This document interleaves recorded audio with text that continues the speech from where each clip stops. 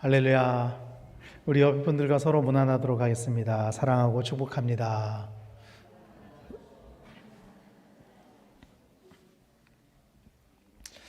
오늘 우리가 읽은 본문은요, 소위 변화산 사건이라고 우리가 알고 있는 그 사건 직후에 일어난 일이에요. 이 사건을 보면은 아마도 예수님과 일부 제자들, 그 변화산 사건에 어떤 제자들이 같이 올라갔었죠? 베드로, 요한, 야고보. 예수님과 가장 가까웠던 세 명의 제자들이 함께 했었죠. 예수님과 이 일부 제자들이 산에 올라간 이후에 무슨 일이 일어났었는지, 그 사이에 밑에서는 무슨 일이 일어났었는지 그거를 나타내 주는 말씀이에요.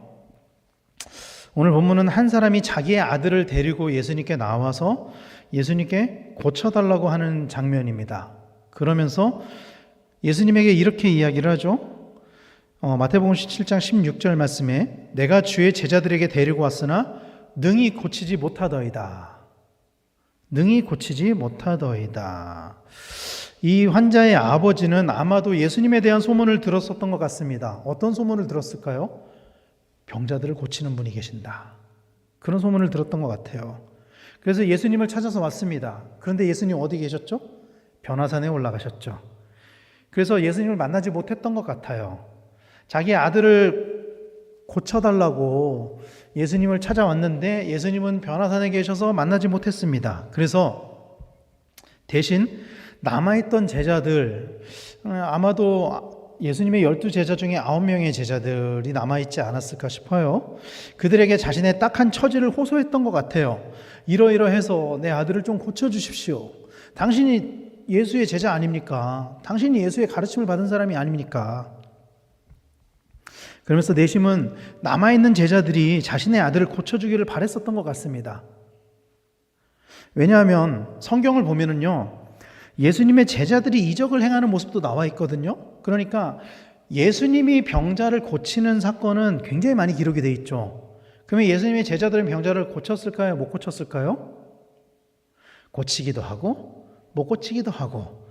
근데 고친 거에 대한 말씀도 있다는 거예요. 누가복음 10장 17절 말씀을 보면은 70인이 기뻐하며 돌아와 이르되 주여 주의 이름이면 귀신들도 우리에게 항복하더이다. 이렇게 이야기를 하거든요. 70인의 제자입니다. 이거는 예수님의 12제자는 이 70인의 제자보다도 폭이 훨씬 더 좁은 사람들이에요. 이 70인 중에서도 핵심 인물들이라는 거죠.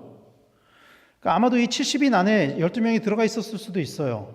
어쨌든 70인의 제자들이 예수님의 말씀 명령대로 나가서 복음을 전했을 때, 주의 이름으로 선포했을 때 귀신들도 그들에게 항복했다. 이런 말씀이 있는 거죠.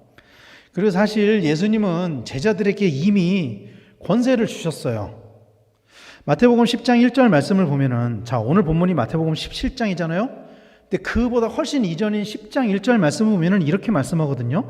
예수께서 그의 12제자를 부르사 더러운 귀신을 쫓아내며 모든 병과 모든 약한 것을 고치는 권능을 주시니라. 이 12명을 불렀을 때 이미 이런 권능을 주셨어요. 이미. 그러니까 그들은 이미 이런 권능을 가지고 있었다라는 것입니다. 처음 부르심을 받았을 때부터. 예수님께서는 제자들에게 귀신을 내쫓는 권세, 병을 고치는 권세를 주셨어요.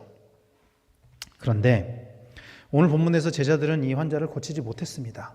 이 아버지가 예수님이 변화산에서 내려오니까 예수님에게 이렇게 하소연하는 거예요. 당신의 제자들은 병을 못 고치더이다. 제발 좀 고쳐주십시오. 당신 제자들에게 부탁을 했는데 못 고쳤습니다. 왜 못 고쳤을까요? 제자들은 이미 그런 권세를 받았고 또 70인의 제자들은 또 실제로 그런 경험을 했음에도 불구하고 오늘 본문에서 이 제자들은 왜 고치지 못했느냐는 거죠.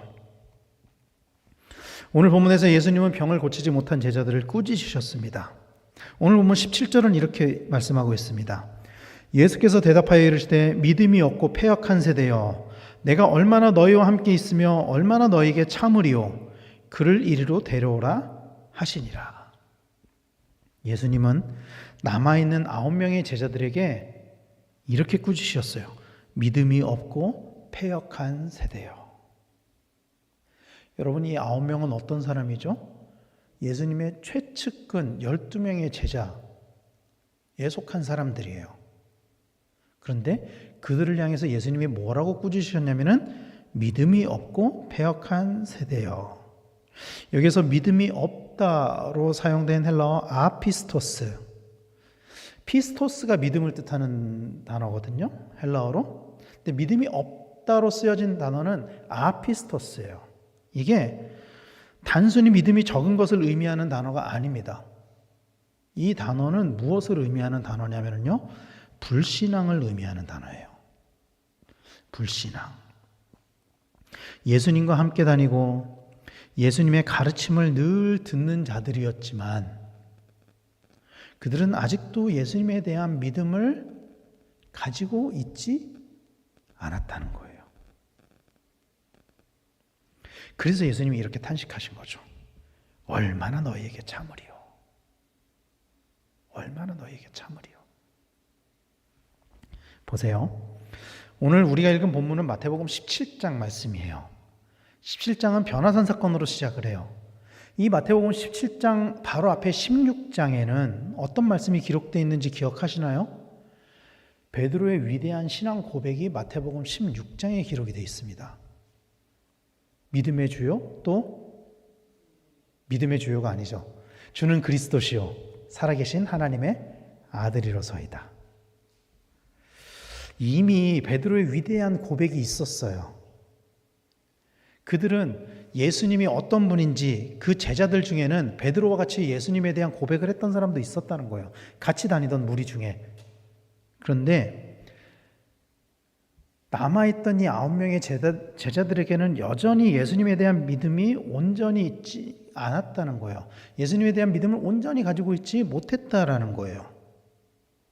그렇게 꾸짖으신 거예요.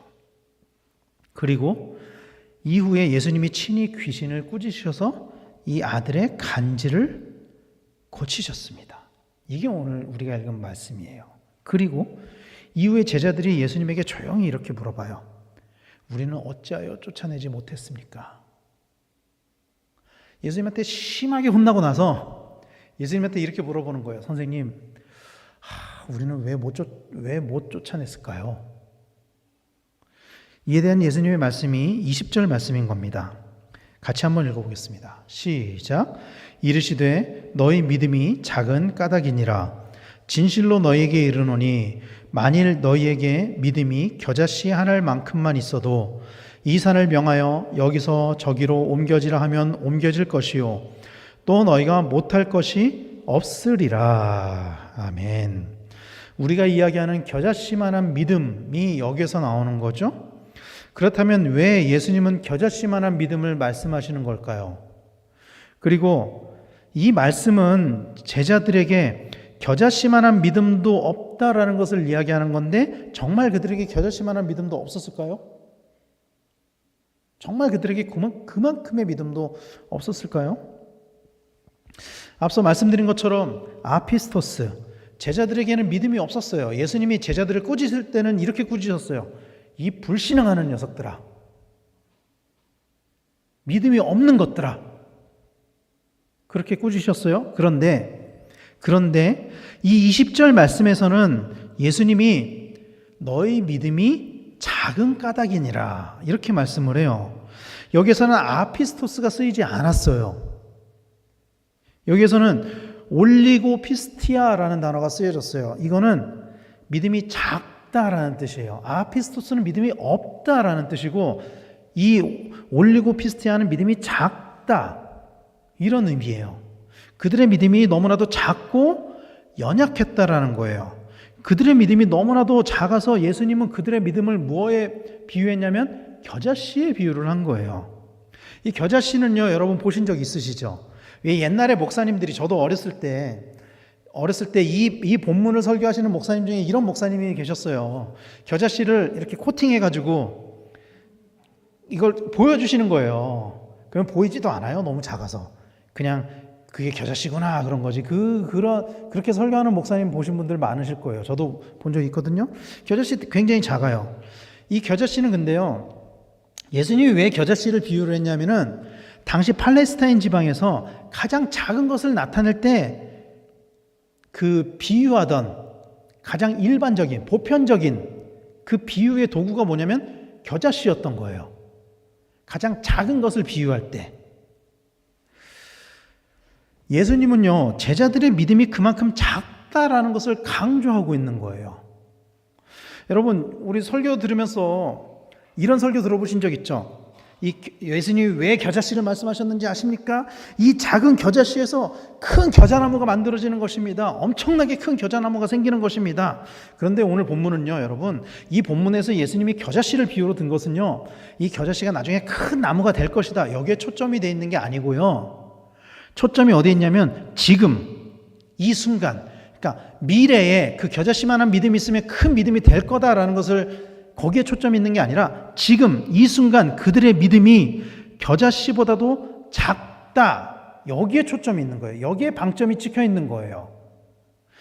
그래서 오늘 본문에서 예수님이 제자들에게 요구하는 것이 무엇이냐 하면요, 무슨 제자들에게 너희들이 나중에 다 순교할 거야, 순교의 믿음을 가지고 있어야 돼, 그런 어마어마하게 큰 믿음을 요구하는 게 아니라 작은 믿음, 그것을 요구하고 있다라는 것을 우리는 기억해야 된다라는 거예요. 이 말씀에서. 그러니까 너희가 겨자씨만한 믿음을 가져서 너희가 순교할 만한 믿음을 가지게 될 거야가 아니라 지금 이 순간 너희에게 필요한 것은 작은 믿음이야. 그 작은 믿음이 없었기 때문에 그 기적이 나타나지 않은 거야. 이 말씀을 하고 있다라는 것입니다. 우리는 믿음을 이야기할 때 이렇게 이야기하죠. 믿음이 크다, 믿음이 작다. 어떤 사람을 보면서 와, 저 사람은 믿음이 정말 커, 믿음이 대단해. 또 어떤 사람을 보면서 저 사람은 믿음이 작아, 믿음이 작아서 저런 거야. 그런데 여러분, 어떻게 보면은요, 믿음은 사실은 크다와 작다로 이야기할 수 있는 것은 아닌 것 같아요. 저는 그렇게 생각해요. 왜냐하면 그 믿음에 의심이 들어가면은 그 믿음이 온전한 믿음이 되기가 어렵기 때문이에요. 의심이 섞여 있는 믿음을 온전한 믿음이라고 할 수 있을까요, 여러분? 물론 성경은 큰 믿음과 작은 믿음을 이야기를 하죠. 그러나 믿음이라는 것은 본질적으로 예스와 노와 같이 선택으로 나눠지기 때문에 믿음이 크다, 작다를 넘어 있다, 없다로 여겨지기도 한다라는 거예요. 믿음의 속성이. 그런 측면에서 볼 때 의심이 1%라도 섞이면은 그 믿음은 온전한 믿음이 되기가 참 힘들어요. 왜냐하면 그 1%의 의심이 언젠가 작동하기 때문이에요. 그러므로 온전한 믿음이 되기 위해서는 이 1%의 의심을 덜어내야 하는 거예요. 덜어내야 하는 거예요. 물론 성경에 나오는 아브라함이나 모세나 다윗과 같은 사람들도 때로는 믿음이 흔들렸죠. 하나님을 의심하고 불신앙하는 모습을 보이기도 했습니다. 그들조차도, 믿음의 조상이라고 하는 아브라함조차도 하나님을 의심하는 모습을 보이기도 해요. 하나님을 온전히 믿지 못하는 모습이 나온다고요. 그래서 믿는다는 것은 어떻게 보면은 의심이 전혀 없는 상태라기보다는 의심보다 하나님을 더 붙잡는 것, 의심보다 하나님을 더 강하게 붙잡는 것, 그리고 그 하나님을 내 구주로 받아들이는 것이라고 하는 것이 더 맞을지도 몰라요. 아마도 제자들은 그렇게 작은 의심으로 인해서 예수님을 온전히 믿지 못했던 것 같습니다. 제자들에게 아예 믿음이 없었다? 그런 것 같지는 않아요. 왜냐하면 예수님이 너희 믿음이 작은 까닭이로다, 이렇게 말씀하시거든요. 처음에 꾸짖을 때는 너네 믿음이 없어 그랬지만 왜 우리는 이런 기적이 나타나지 않습니까? 라고 했을 때 너희 믿음이 작아서 그래. 아마도 이들에게 일정 부분의 예수님에 대한 확신까지 가지 못한 의심의 영역이 있었기 때문이었을 거예요. 믿음이란 건 그런 것입니다. 그런데 반대로 믿음이 시작될 때는요, 여러분, 어떻게 시작이 되냐면 1%의 믿음으로 시작이 돼요. 믿음이 깨지는 것은 1%의 의심으로 시작이 되거든요. 근데 믿음이 시작될 때는 1%의 믿음으로 시작된다는 거예요. 처음부터 모든 것을 다 믿는 것이 아니라 아주 작은 믿음 하나부터 온전한 믿음이 시작된다는 것입니다. 작은 불꽃 하나로 큰 산이 불에 타는 것 같이 작은 믿음에서 큰 믿음이 만들어지는 거예요. 100%의 믿음이 무너지는 것은 1%의 의심으로 무너지게 됩니다. 반대로 100%의 불신이 무너지는 것도 1%의 믿음이다. 우리는 이것을 기억해야 돼요. 그리고 오늘 본문에서 예수님은 제자들에게 그 1%의 믿음을 요구하고 있는 거예요. 그렇다면 모든 제자들이 다 예수님을 불신하는 단계에 있었을까요? 아마도 제자들마다 각기 다른 믿음의 단계에 있었을 겁니다. 제자들마다. 그러니까 거기에 남아있던 9명의 제자들이 싹 다 예수님을 다 불신앙하는 단계는 아니었을 거라는 거예요. 그들 중에는 예수님을 그래도 더 많이 믿는, 더 잘 믿는 제자들도 있었을 거고, 상대적으로 예수님에 대한 그 믿음이 부족한 제자들도 있었을 것입니다. 베드로처럼 예수님을 그리스도시요 살아계신 하나님의 아들로 고백하는 제자도 있었던 반면에, 가룟 유다처럼 결국엔 예수님을 팔아버리는 그런 불신앙의 사람도 있었을 것이라는 거죠. 아마도 대부분의 제자들은 그 어딘가에서 믿음의 단계를 거치고 있었을 거예요. 그러나 오늘 본문에서 예수님은 그들에게 뭐라고 말씀하시냐면은 그 각기 다른 단계를, 그 다른 단계의 믿음을 가지고 있었지만 그들에게 통틀어서 예수님이 뭐라고 말씀하시냐면은 너희가 믿음이 없다, 너희의 믿음이 부족하다라고 말씀하시면서 작은 믿음, 겨자씨만한 믿음이 있어야 된다, 그 1%의 믿음이 있어야 된다라고 말씀하시는 것입니다. 예수님이 말씀하시는 이 1%는요 마치 화약을 폭발시키는 그 도화선과 같은 믿음을 의미하는 거예요. 그들이 예수님의 제자로서, 사도로서 사명을 감당하기에 필요한 믿음, 그 결정적인 믿음, 그것을 의미하는 것입니다. 이런 1%의 믿음, 그런 1%의 가능성을 가지는 우리 모두가 되기를 간절히 소망합니다. 사무엘상 17장에는 우리가 잘 아는 이야기가 나옵니다. 이스라엘이 블레셋과 전쟁을 하는 이야기이죠. 당시 블레셋의 장수는 우리가 너무나도 잘 아는 골리앗입니다. 너무나도 잘 아는 이야기죠. 이스라엘 군사들은요, 자기들이 골리앗을 이기지 못할 것이라고 여겼어요. 스스로 골리앗을 이기지 못할 것이라고 여겼어요. 그래서 그들은 골리앗이 하나님을 모욕하는 것을 듣고도 오히려 두려워했습니다. 사무엘상 17장 11절 보면은 사울과 온 이스라엘이 블레셋 사람의 이 말을 듣고 놀라 크게 두려워하니라. 이 블레셋 사람 골리앗이 하나님을 막 모독해요. 하나님의 군대를 막 모독해요. 근데 거기에 분개하고 화를 내기보다는 그때 그들이 가졌던 감정은 뭐였냐면은 두려워하는 감정이었어요. 두려워하는 감정. 그들이 왜 두려워했을까요? 그 말에 분개해서 내가 나가서 싸워도 이기지 못할 것이라고 여겼기 때문에. 그리고 이것은 근본적으로 하나님에 대한 믿음이 부족했기 때문이죠. 골리앗은 겉으로는 이스라엘을 모독했지만 그것은 하나님을 모독한 것이었습니다. 왜냐하면 이스라엘의 주관자는 하나님이시고 그들은 하나님의 군대이기 때문인 거예요. 그들은 자기들이 이기지 못할 것이라고 여겼습니다. 그들에게 확실한 믿음이 있었어요. 어떤 믿음이 있었죠? 100% 질 거다 우리는. 이게 그들이 가지고 있는 믿음이었어요. 우린 100% 질 거야. 그러나 단 한 사람 다윗만이 그런 골리앗을 두려워하지 않았죠. 사무엘상 17장 26절 말씀입니다. 다윗이 곁에 서 있는 사람들에게 말하여 이르되 이 블레셋 사람을 죽여 이스라엘의 치욕을 제거하는 사람에게는 어떠한 대우를 하겠느냐?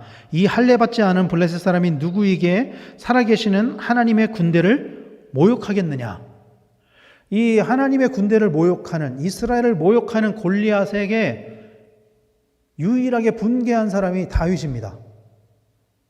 다른 이스라엘 군대들, 심지어 사울 왕까지도 두려워했거든요. 근데 다윗만이 분개해요. 그래서 다윗이 자기가 나가서 싸우겠다고 사울 왕에게 이야기를 하죠. 그런데 여러분, 사울 왕에게도 믿음이 있었습니다. 어떤 믿음이 있었죠? 100% 패배할 것이라는 믿음이 있었습니다. 사울 왕에게도.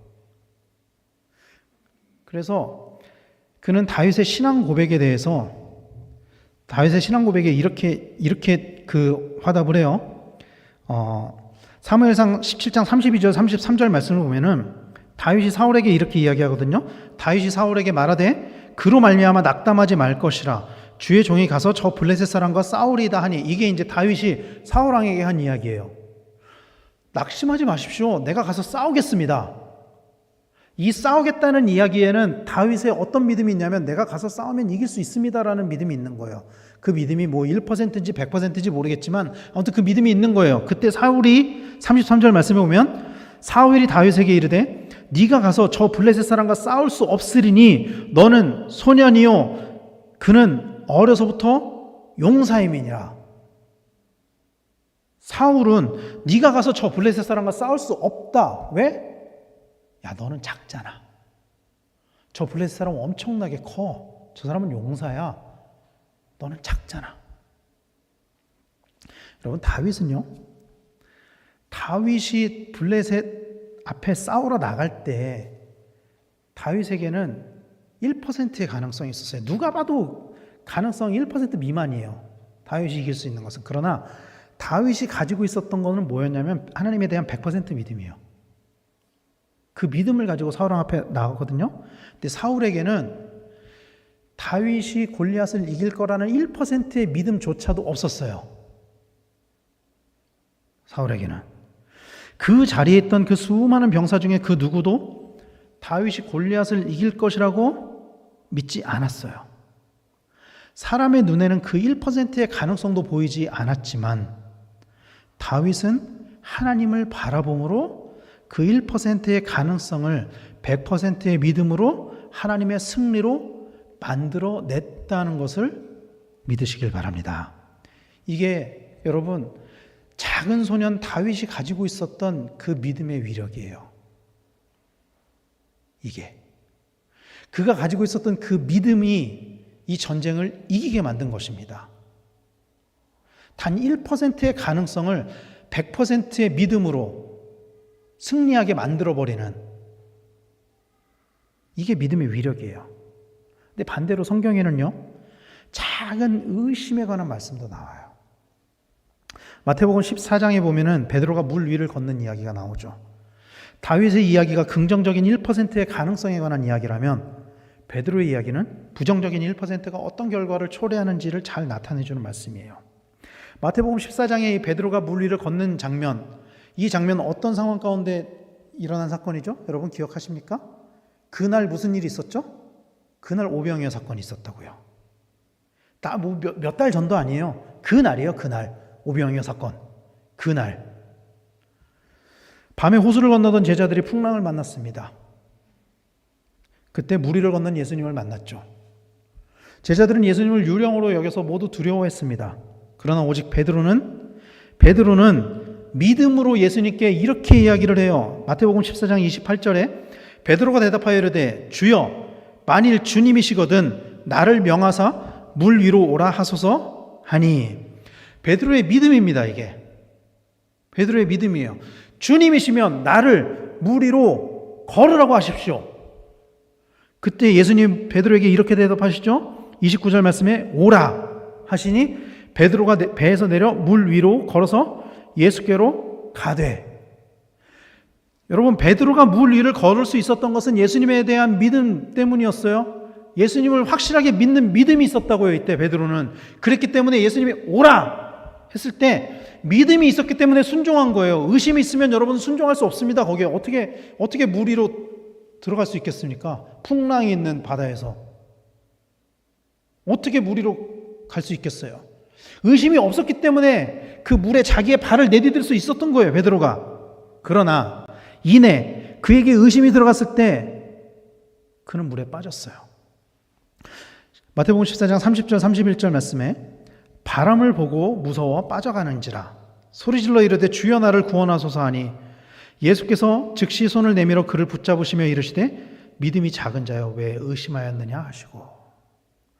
큰 믿음으로 물 위를 걸었습니다. 베드로는 큰 믿음을 가지고 물 위를 걸었어요. 그러나 이내 작은 의심으로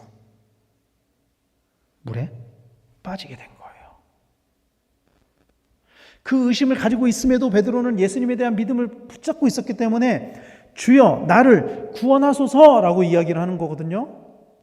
그 안에 100%의 의심이 아니었다고요. 작은 의심, 그 바람을 보고 살짝 의심이 든 거예요.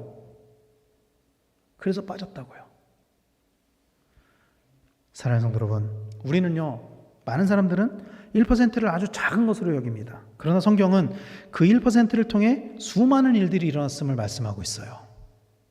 여러분 기억해 보면은요, 우리의 삶 가운데도 하나님이 그 1%를 통해서 하신 일들이 있을 거예요. 여러분 기억해 보십시오.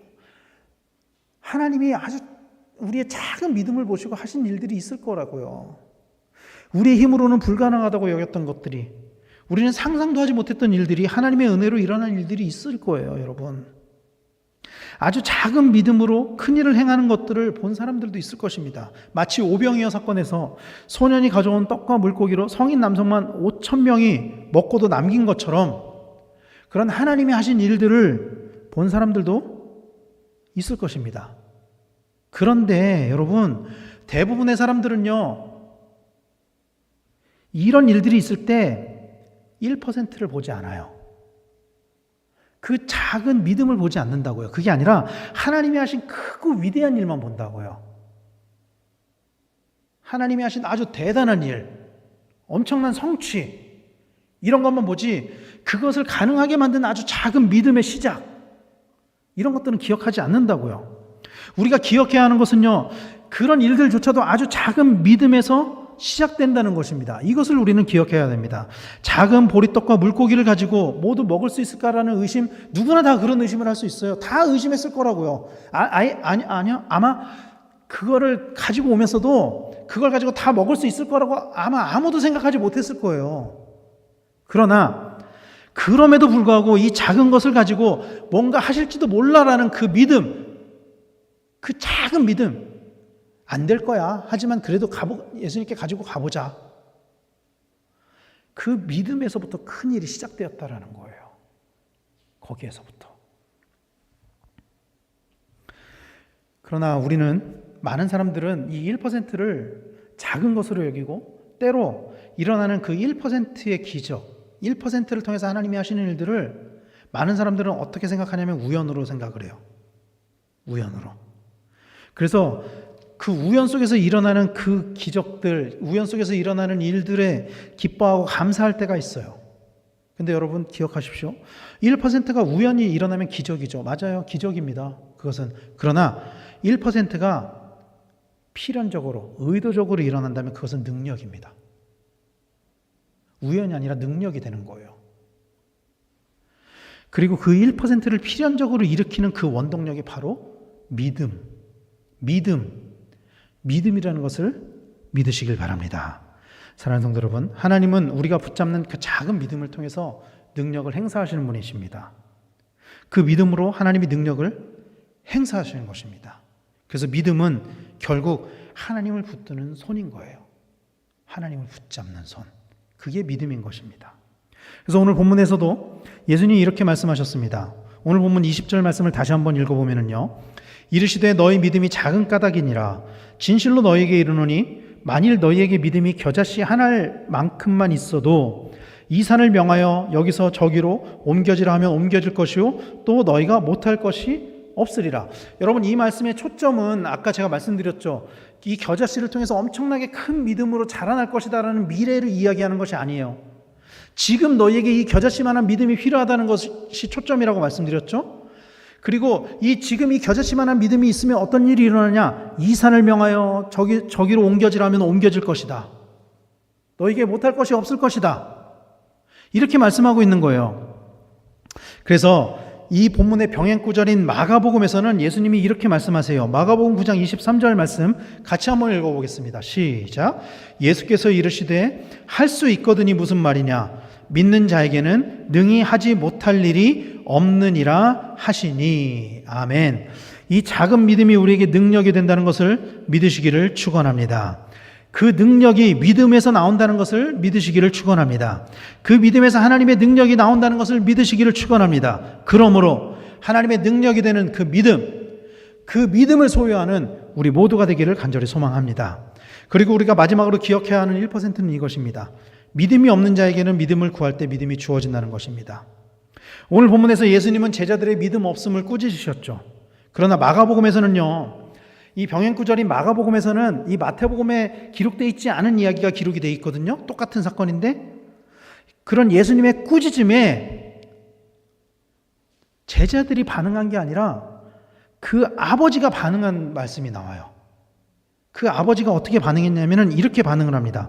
마가복음 9장 24절 말씀에 곧 그 아이의 아버지가 소리를 질러 이르되 내가 믿나이다. 나의 믿음 없는 것을 도와주소서 하더라.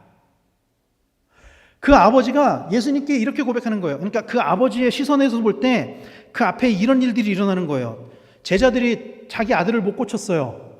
근데 예수님이 오셨죠. 예수님에게 막 하소연을 했어요. 제자들이 못 고치더이다. 그랬더니 예수님이 제자들을 막 꾸짖어요. 이 믿음이 없는 녀석들아. 막 꾸짖어요. 그때 그 아버지가 뭐라고 이야기하냐면 내가 믿습니다. 나는 믿습니다. 나의 믿음 없음을 도와주십시오. 그리고 예수님은 그 아버지의 그 작은 믿음을 보고 그 아들을 구원하셨습니다. 이 사건에는요, 이 아버지의 믿음이 담겨져 있는 거예요. 이 사건에는. 여러분, 우리의 구원도 마찬가지입니다. 많은 사람들은요, 우리의 공로로 구원을 받았다고 생각해요. 많은 사람들은 우리의 행위, 우리의 공로로 구원을 받았다고 생각해요. 내가 열심히 교회를 다니니까. 내가 직분도 받았고, 내가 헌금도 열심히 하고, 내가 교회에서 봉사도 하고, 그러니까 구원받은 거 아니야? 그래서 구원받은 자로서 어떤 때는 우리가 주님께 헌신하는 것이 이만하면 됐지. 혹은 내가 너무 열심히 하는 거 아니야? 이렇게 생각할 때도 있다는 거예요. 그러나 여러분, 우리가 반드시 기억해야 하는 것은 그 작은 우리의 믿음, 그 믿음으로 인해서 우리가 구원을 받았다는 거예요. 그 작은 믿음에 담겨져 있는 한이 없고 크신 하나님의 은혜로 구원을 받았다는 것입니다. 우리의 믿음은 굉장히 작았지만 하나님의 은혜는 너무나도 크다는 거예요. 그 우리의 작은 믿음에 담겨져 있는 그 하나님의 은혜, 하나님의 사랑이 너무나도 크다라는 거예요. 우리가 구원을 받은 것은 우리의 공로 때문이 아닙니다, 여러분. 우리가 가지고 있었던 그 100%의 죄에 1%의 믿음이 들어갔기 때문에 우리가 구원을 받은 거예요. 예수님은요, 여러분, 우리의 99%의 죄보다 1%의 믿음을 크게 보셨기 때문에 우리에게 은혜를 부어주시고 우리를 구원하셨다라는 것입니다. 그 작은 믿음이 오늘 우리를 믿음의 사람으로, 구원의 사람으로 만들었고, 우리는 온전한 믿음을 가지기 위해 오늘도 작은 믿음을 큰 믿음으로 날마다 채워가야 하는 거예요, 여러분. 사랑하는 성도 여러분, 주님은 제자들의 믿음 없음을 책망하셨습니다. 분명히 책망하셨어요. 그러나 제자들을 버리지 않으셨습니다. 이 불신앙하는 녀석들아 꾸짖으셨지만 그들을 버리지 않으셨어요. 오히려 그들이 믿음을 가지게 하셨습니다. 그들이 믿음을 가지도록 기다려 주셨죠. 그리고 결국에 그들을 사용하셔서 그들이 주님의 위대한 사도가 되게 하셨습니다. 예수님은 오늘 우리에게도 주님은 그 사도들이 가졌던 그 믿음을 요구하고 계신다는 것을 기억하시길 바랍니다. 사랑하는 성도 여러분, 그런 믿음을 가진 사람이 되시겠습니까? 아니면 여전히 의심 가운데 살아가는 사람이 되시겠습니까? 오직 예수님을 향한 믿음으로, 그 믿음으로 가득 채워지는, 충만하게 채워지는, 넘치도록 채워지는 우리 성도님들이 되시기를 간절히 축원합니다. 우리가 스스로 작다 여기는 그 믿음의 삶들을, 그 작다 여기는 것들을 소홀히 여기지 말고 하나씩 채워가서 100%의 믿음을, 그리고 그 믿음으로 말미암아 나오는 그 능력을 소유하는 그런 성도님들이 되시기를 축원합니다. 이 1%는요, 불가능을 가능하게 만들어주는 믿음입니다. 어떤 사람들이 불가능하다고 여기는 것도 믿음으로 가능해지게 만들어주는 것, 그것이 믿음입니다. 어떤 사람에게는 그 1%가 믿음을 시작하기에 필요한 믿음이기도 하겠지만, 또 어떤 사람에게는 그 1%로 100%를 채울 수 있는 것이기 때문에 각자의 단계는 다 다르겠지만 우리 모두에게는 그 1%의 작은 믿음들이 날마다 채워가야 한다는 거예요. 왜냐하면 그 작은 믿음들이 채워져서, 모아져서 결국에는 100%의 믿음을 이루는 것이기 때문입니다. 그러므로 우리는 그 1%의 작은 믿음조차, 그 작은 가능성조차 그냥 넘어가서는 안 되는 것입니다. 사랑하는 성도 여러분, 하나님은 그 작은 믿음을 사용하시는 분이십니다. 믿으시길 바랍니다. 어린 소년의 작은 믿음을 사용하신 분이에요. 그러므로 그 작은 믿음으로부터 큰 믿음으로 나아가는 그런 성도님들이 되시기를 간절히 축원합니다. 이 작은 믿음이 쌓여서 온전한 믿음의 제자들로 세워지는 우리 모두가 되기를 간절히 축원합니다. 여러분, 우리의 삶의 방향이 하나님을 믿는 믿음을 향하시기를 바랍니다. 의심을 향해서 나아가지 마십시오. 믿음을 향해서 나아가십시오. 그래서 하나님의 그 능력의 손을 붙잡아서 날마다 하나님의 능력을 경험하는, 그 우리의 작은 믿음으로부터 이루어지는 우리의 삶 가운데 하나님께서 이루어 가시는 그 능력을 경험하는 그런 성도님들이 되시기를 바랍니다. 그리고 우리뿐만이 아니라 그 믿음에서 나오는 그 하나님의 능력으로 말미암아 우리의 공동체 안에도 하나님의 영광이 나타나게 되기를 간절히 소망합니다.